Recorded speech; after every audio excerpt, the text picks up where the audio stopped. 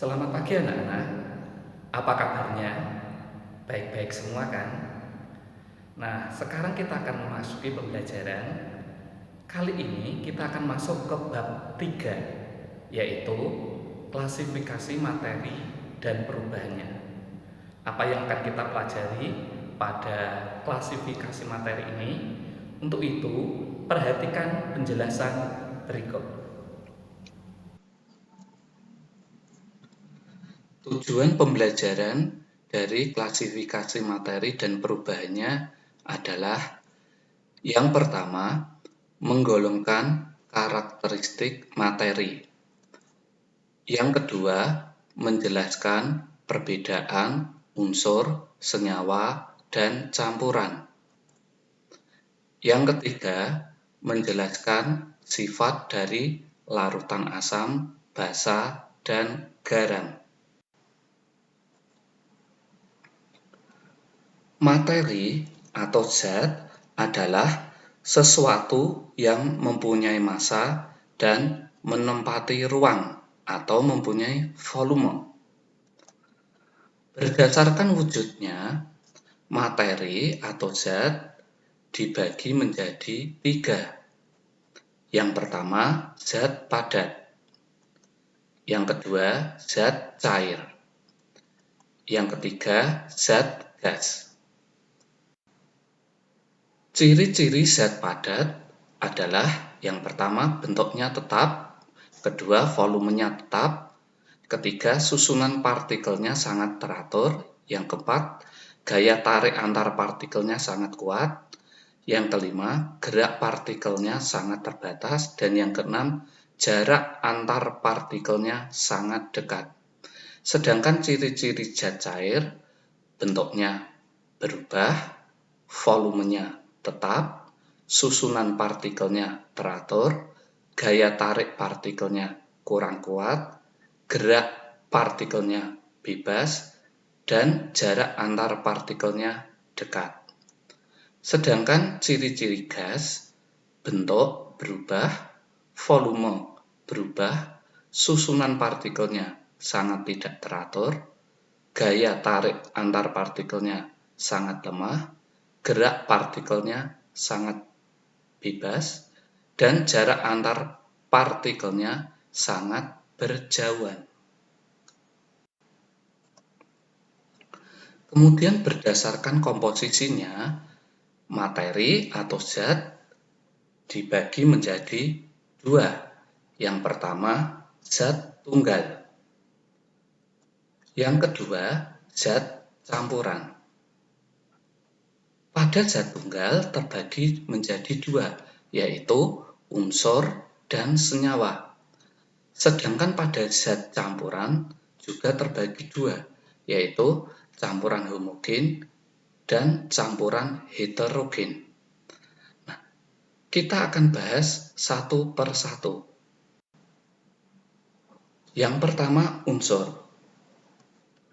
Unsur merupakan zat tunggal yang tidak dapat diuraikan lagi menjadi zat yang lebih sederhana dengan cara kimia biasa. Jenis-jenis unsur. Yang pertama, unsur logam. Ciri-ciri unsur logam, yang pertama biasanya berwujud padat, kecuali raksa. Yang kedua dapat ditempa dan diregangkan. Yang ketiga, penghantar listrik dan panas yang baik. Yang keempat, titik didih dan titik lelehnya tinggi. Contohnya, yang pertama aluminium, lambangnya Al. Yang kedua, emas. Emas dalam bahasa Latin aurum, lambang emas Au. Yang ketiga, perak. Perak dalam nama latinnya argentum, lambangnya Ag. Yang kedua, unsur non-logam.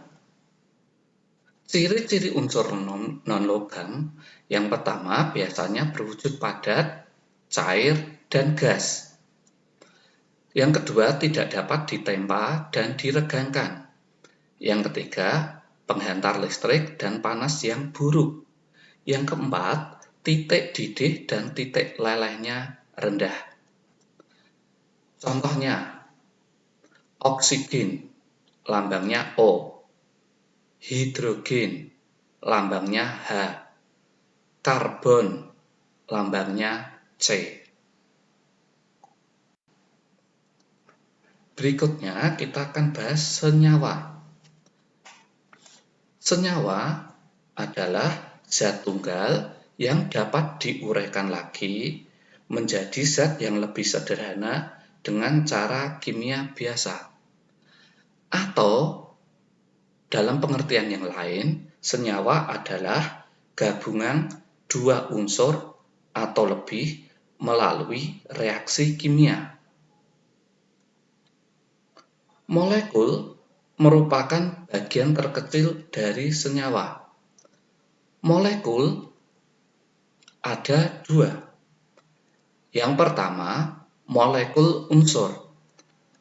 Molekul unsur adalah gabungan unsur-unsur yang sama atau sejenis. Contohnya, H2. H2 merupakan gabungan dari H dan H. O3. O3 gabungan dari O, O, dan O. Yang kedua, molekul senyawa. Molekul senyawa adalah gabungan unsur-unsur yang tidak sama atau tidak sejenis. Contohnya, misalnya H2O. H2O gabungan dari H, H, dan O. Contoh yang lain misalnya NaCl. NaCl gabungan dari Na dan Cl. Baik, sekarang kita bahas tentang campuran. Campuran adalah materi yang terdiri dua zat atau lebih yang masih mempunyai sifat zat asalnya. Campuran terbagi dua, yaitu yang pertama campuran homogen atau disebut larutan. Campuran homogen atau larutan adalah campuran yang komposisinya serba sama atau merata. Contohnya, larutan garam, larutan gula, sirup. Yang kedua, campuran heterogen. Campuran heterogen adalah campuran yang komposisinya tidak merata, sehingga dapat dibedakan zat-zat penyusunnya. Contohnya, tanah, udara, air sungai, darah. Dari dua campuran tersebut, kita bahas yang pertama, campuran homogen atau yang disebut larutan. Pada larutan, di dalam larutan ada tiga sifatnya. Sifat larutan bisa bersifat asam, basa, atau garam. Nah, dari ketiga sifat larutan ini kita bahas satu persatu. Yang pertama, asam. Asam adalah zat yang dalam air larut menghasilkan ion hidrogen atau H+.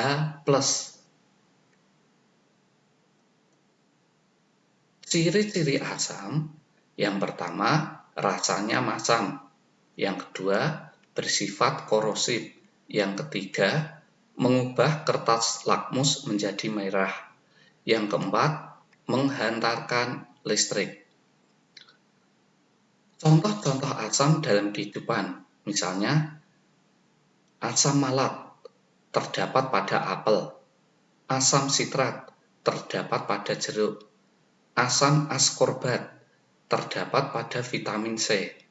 Asam sulfat terdapat pada air aki. Yang kedua, sifat larutan basa. Basa adalah zat yang dalam air larut menghasilkan ion hidroksida atau OH negatif, OH-. Ciri-ciri basa: rasanya pahit, bersifat kaustik, mengubah kertas lakmus menjadi biru, dan menghantarkan listrik. Contoh-contoh basa dalam kehidupan sehari-hari, misalnya natrium hidroksida terdapat pada sabun.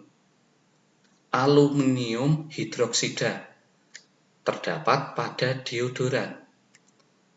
Mangan hidroksida terdapat pada obat mah.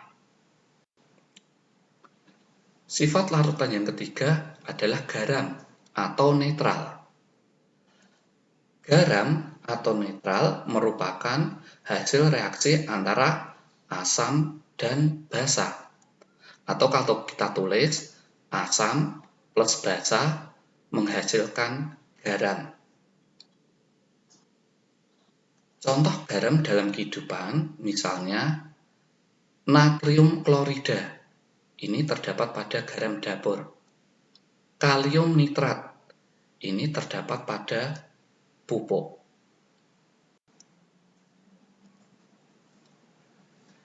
Baik, kita bahas indikator asam basa. Untuk mengetahui zat atau larutan bersifat asam atau basa, maka kita gunakan yang namanya indikator asam basa. Indikator asam basa adalah zat yang dapat menunjukkan perubahan warna bila bereaksi dengan asam atau basa. Indikator asam basa ada dua. Yang pertama, indikator alami.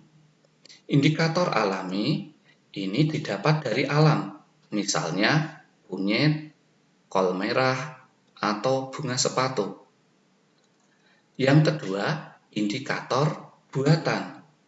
Nah, indikator buatan yang kita kenal adalah kertas lakmus. Nah, sekarang kita akan bahas tentang kertas lakmus ini.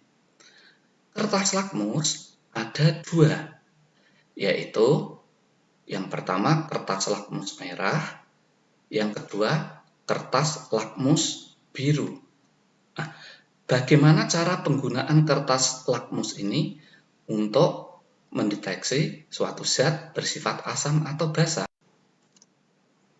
Cara penggunaan kertas lakmus. Apabila kita ingin mengetahui sifat asam atau basa suatu zat atau larutan, maka kita tinggal mencelupkan kertas lakmus tersebut ke dalam larutan. Lalu bagaimana cara mendeteksinya?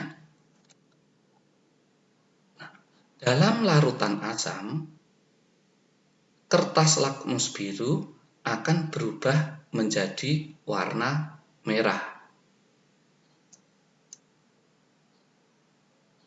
Dalam larutan basa, kertas lakmus merah akan berubah menjadi biru.